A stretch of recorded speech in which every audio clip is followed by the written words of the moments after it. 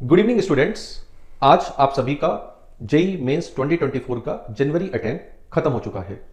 उम्मीद करता हूं आपका पेपर अच्छा गया होगा। बस अब क्वेश्चन आता है आगे क्या, हमें अपना जो अगला अटेम्प्ट है जो अप्रैल में होने वाला है उसकी तैयारियां कैसे करनी है। तो बेटा सबसे पहला टिप्स ये है, अभी लास्ट के दिनों में आपने जो भी अपनी तैयारी का मोमेंटम प्राप्त किया होगा, जो भी आप दिन रात पेपर के डेट नजदीक आने के कारण जो भी आप दिन रात पढ़ रहे थे 10 घंटे 12 घंटे 13 घंटे 15 घंटे, तो पहली टिप्स आज की यही है कि अपने उस मोमेंटम को लूज मत होने दो। अपने अप्रैल के अटेम्प्ट में मात्र 2 महीने बचे हैं और उन 2 महीनों में अगर हम उसी मोमेंटम से, जिस मोमेंटम से हम पिछले 10 दिनों से पढ़े हैं, अगर हम पढ़ाई करेंगे तो हमारा रिजल्ट इस सेशन से बहुत बेहतर होगा। अब हमें ध्यान देना है और कौन सी बातें हैं जो हमारे अप्रैल वाले अटेम्प्ट में हमारी परसेंटाइल को बढ़ा सकती हैं। तो बेटा इसके लिए मैं आपको एक टिप देना चाहूंगा। सबसे पहले आपका जो पेपर हुआ है उस पेपर को आप एनालाइज करो। उस पेपर में आप देखिए कि आपने कितने क्वेश्चन अटेम्प्ट किए हैं। उस पेपर में आप देखिए उन अटेम्प्ट क्वेश्चन में आपके कितने क्वेश्चंस करेक्ट हुए हैं।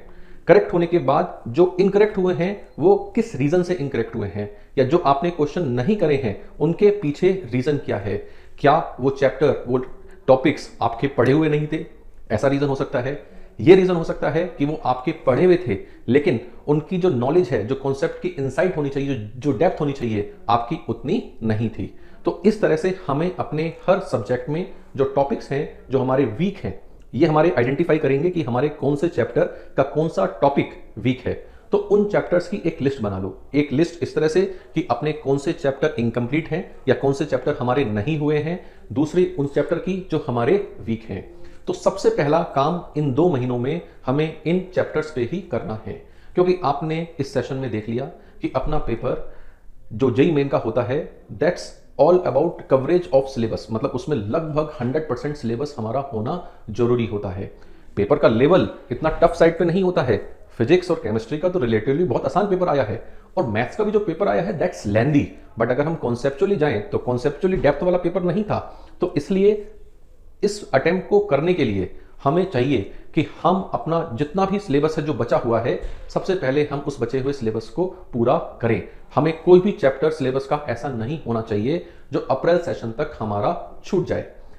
सिलेबस खत्म होने के बाद हमें जो चैप्टर्स हमारे वीक हैं या जिन टॉपिक्स के, जिन चैप्टर्स के क्वेश्चन हम इस सेशन में अच्छे तरीके से अटेम्प्ट नहीं कर पाए हैं या गलत कर दिए हैं, उन चैप्टर्स को हमें अच्छे से रिवाइज करना है।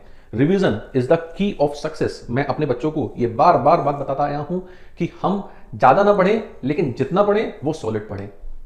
जितना पढ़ें वो इतना अच्छे से पढ़ें कि पेपर में उससे रिलेटेड अगर कोई क्वेश्चन आया है तो वो हमारा छूटे नहीं, क्योंकि ऐसा करने मात्र से हम अपने परसेंटाइल, अपने मार्क्स बढ़ा सकते हैं।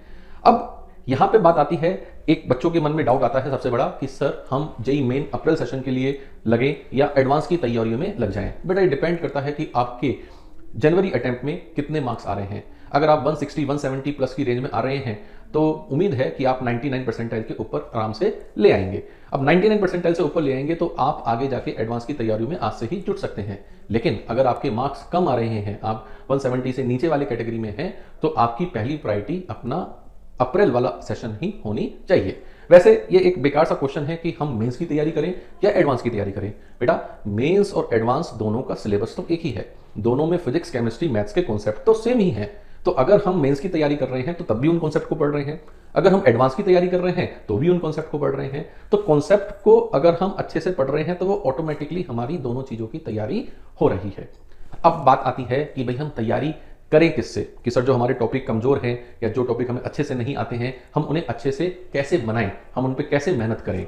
अब देखो अच्छे से मेहनत करने के लिए मैं अपने बच्चों को हमेशा गाइड करता हूं कि जो भी आपने साल भर में या 2 साल से जो भी आपने स्टडी मटेरियल फॉलो करा है वो अपने आप में एक एग्जॉस्टिव स्टडी मटेरियल होता है जो जेई मेंस और जेई एडवांस में कोई भी रैंक लाने के लिए सफिशिएंट होता है। बस कमी क्या रहती है कि वो स्टडी मटेरियल हमें अच्छे से नहीं आता है।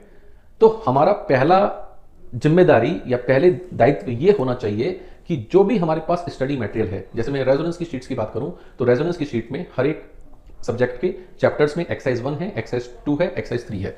Exercise 3 related to PYQ.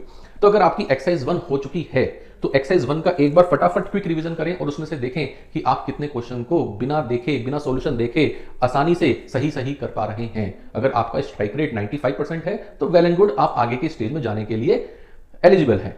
फिर आपके पास आता है एक्सरसाइज 3, जिसमें पीवाईक्यू। एक्सरसाइज 3 पार्ट 1 में हमारे पास जेई एडवांस और पार्ट 2 में हमारे पास जेई मेंस के क्वेश्चन हैं। तो हमें जेई मेंस और जेई एडवांस दोनों के ही पीवाईक्यूज के क्वेश्चंस को अच्छे तरीके से हमें करना है। उन्हें भी करने का वही सेम प्रोसेस फॉलो करना है जो हम एक्सरसाइज 1 में कर रहे हैं।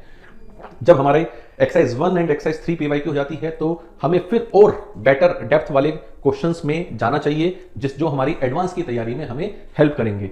उसके लिए हमारे पास एक्सरसाइज 2 है, जिसमें आपको ज्यादा एनालिटिकल, ज्यादा थॉट प्रोसेस, ज्यादा out of the box question देखने को मिलेंगे। So that's the flow chart कि भाई हमें अपनी प्रिपरेशन को किस तरीके से करना चाहिए। First exercise 1, then exercise 3 PYQ for JEE Advanced and JEE Mains. अच्छा, बच्चे पूछेंगे कि सर जेई एडवांस के पीवाईक्यू क्यों? भाई जब पेपर आप हमें तैयारी मेंस की करनी है तो एडवांस के क्यों?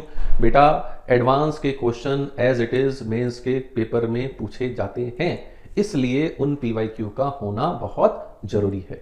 तो अपने इन 2 महीने को, 2 महीने बचे हैं, आज 1 फेब है, फरवरी एंड मार्च, इन 2 महीने में हम इस तरह से प्लानिंग करें कि अपना पूरा सिलेबस, जो चैप्टर नहीं हुए हैं वो हो जाएं, जो चैप्टर हो चुके हैं उनका रिवीजन सिर्फ नोट्स पढ़ने से नहीं होता है। रिवीजन होता है अपनी शीट के क्वेश्चंस को दोबारा सॉल्व करना। शीट के क्वेश्चंस जितने सॉल्व करोगे उतनी ही बेटर इनसाइट आपको उस चैप्टर की, उस टॉपिक की मिलेगी। तो ये 2 काम अगर आप करोगे इन 2 महीनों में तो उम्मीद करता हूं कि अप्रैल में आने वाला अटेम्प्ट आपको अच्छी और बेहतर परसेंटाइल देकर जाएगा। अब एक चीज और मैं आप लोगों को यहां बताना चाहूंगा कि इस टाइम में हम जो भी चैप्टर कर रहे हैं, कोशिश करें उस चैप्टर के हम शॉर्ट नोट्स बनाएं। शॉर्ट नोट्स हमारे लास्ट टाइम पे, जो हमारे लास्ट के 3-4 दिन या 5 दिन जब बचे होते हैं, तो उस टाइम में हमारी बहुत हेल्प करते हैं। हमें लास्ट टाइम में पूरे नोट्स एक साथ ना रिवाइज करने पड़े और हमारे पास एक पेपर हो जिससे वो पूरा चैप्टर रिवाइज हो जाए। एक पेपर में जैसे मैथ्स है, लेट्स से मैथ्स का हमारे पास चैप्टर है कोनिक सेक्शन, तो कोनिक सेक्शन के जितने भी की कॉन्सेप्ट हैं at the time of revision उन्हें आप एक पेपर पे नोट डाउन कर लें। और नोट डाउन अपने आप करें, अपनी दोस्त की मदद ना लें। इस नोट्स बनाने में अपने जो हैंड रिटन नोट्स होंगे, अगर हम बोले ना कि पेपर से पहले फर्रा ले जाना हो और फर्रा खुद बनाए, तो ये शॉर्ट नोट्स एक लाइक फर्रा टाइप है, लेकिन उसे पेपर में लेके नहीं जाना है हमें, उसे हमें अपने पास रखना है और लास्ट टाइम रिवीजन के काम हमें उन्हें लेना है। तो जो शॉर्ट नोट्स हैं, ये शॉर्ट नोट्स हमें बीच में लगातार लास्ट के 5 दिनों में भी और बीच में जब भी हमारे वो शॉर्ट नोट्स बन गए हैं, थोड़े थोड़े इंटरवल के बाद उन्हें देखते रहना है, जिससे वो चैप्टर हमारे दिमाग से डिसअपियर नहीं होगा। बार बार हमारी आंखों के सामने आएंगे वही फॉर्मूले, वही कॉन्सेप्ट, तो हम उन चीजों को बार बार रिकॉल करते रहेंगे और जितना हम बातों को, जितना हम कॉन्सेप्ट को रिकॉल करेंगे उतना ही वो कॉन्सेप्ट हमारा अच्छा होता जाएगा। तो ये एक और इंपॉर्टेंट टिप्स है कि आपको अपने शॉर्ट नोट्स जैसे जैसे चैप्टर अपने होते जा रहे हैं वैसे वैसे अपने हैंड रिटन शॉर्ट नोट्स अपने बना लेने हैं।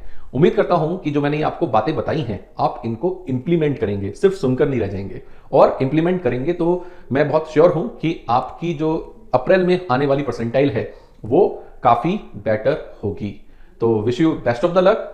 आप इन बातों को फॉलो करें और कोई भी बात हो, कोई भी बात पूछनी हो, आप मुझे कांटेक्ट कर सकते हैं, यहां मैसेज कर सकते हैं, कमेंट कर सकते हैं। Thank you very much.